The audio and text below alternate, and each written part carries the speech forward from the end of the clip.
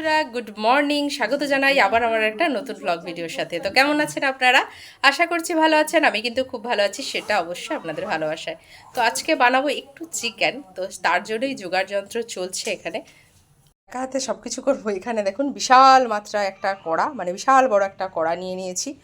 এখানে সমস্ত কিছু, এই যে পেঁয়াজ আর টমেটো ফমেটো কাটা আছে, এখানে সব রসুন আর যেমন আদা ফাদা যেমন থাকে সেগুলো ছাড়ানো আছে। আর এইখানে এই যে মাংস। এবার বলি, বিশাল কড়াটা মানে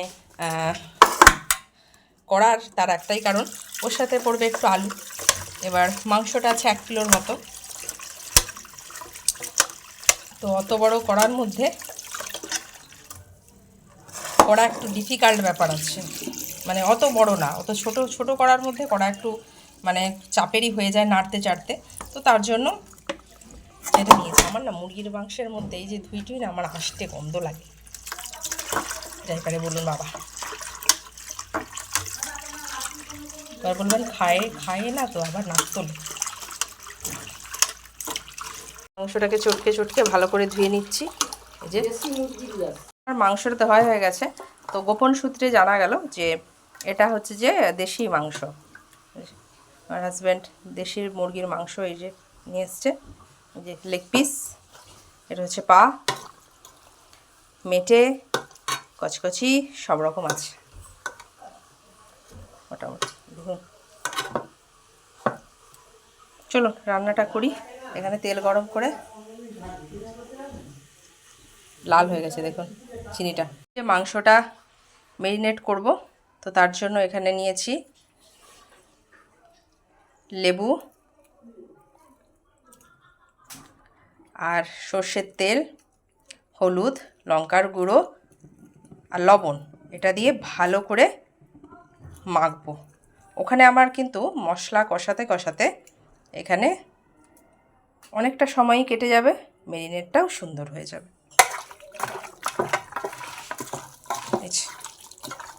ভালো করে সুন্দর করে এখানে মেখে নিচ্ছি।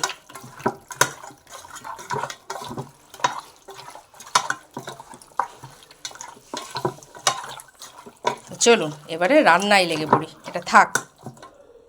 কড়ার মধ্যে দিয়ে দিচ্ছি, মানে তেলের ওপরে, গোটা জিরে, শুকনো লঙ্কা,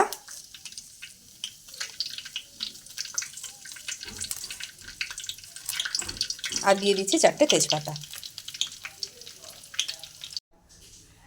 আলু ভাজে রাখা আছে, এই যে তেজপাতা, জিরে, লঙ্কার থেকে বেশ ভালো একটা গন্ধ বেরোচ্ছে। এবারে তেলের মধ্যে দিয়ে দেবো টমেটো।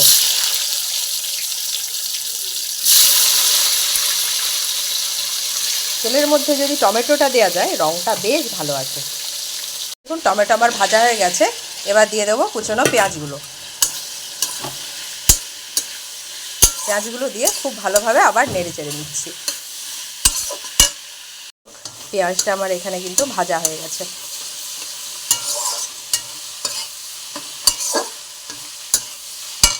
দিচ্ছি আদা রসুন বাটাটা। পড়তেই চায় না না পড়ছে ঝরে ঝরে পড়ছে। এই যে এবার এটাকে নেড়ে নিই। যাই হোক, আমার মশলাগুলো সব ভাজা হয়ে গেছে।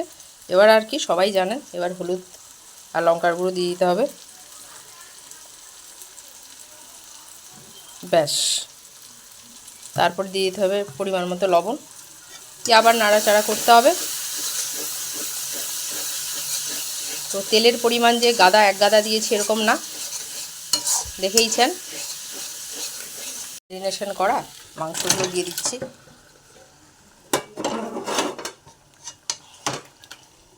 আবার নেড়ে চেড়ে নিচ্ছি।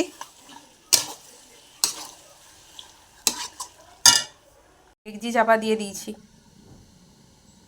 হোক। তো বন্ধুরা, এখানে আমার লাল লাল ঝাল ঝাল কষা কষা মাংস কিন্তু রেডি। তো আমি কিন্তু এখানে ভালো করে আলুগুলো দিয়ে আরেকবার নেড়ে নিচ্ছি। আলুগুলো যখন ভেজেছিলাম না, ওগুলো তখনই দেখে অতটা বোঝা যাচ্ছে না, আপনারা হয়তো বুঝতে পারছেন না, তখনই সেদ্ধ মতো হয়ে গেছিলো। তারপরে এইখানে দেখুন কালারটা জাস্ট ফাটাফাটি এসছে।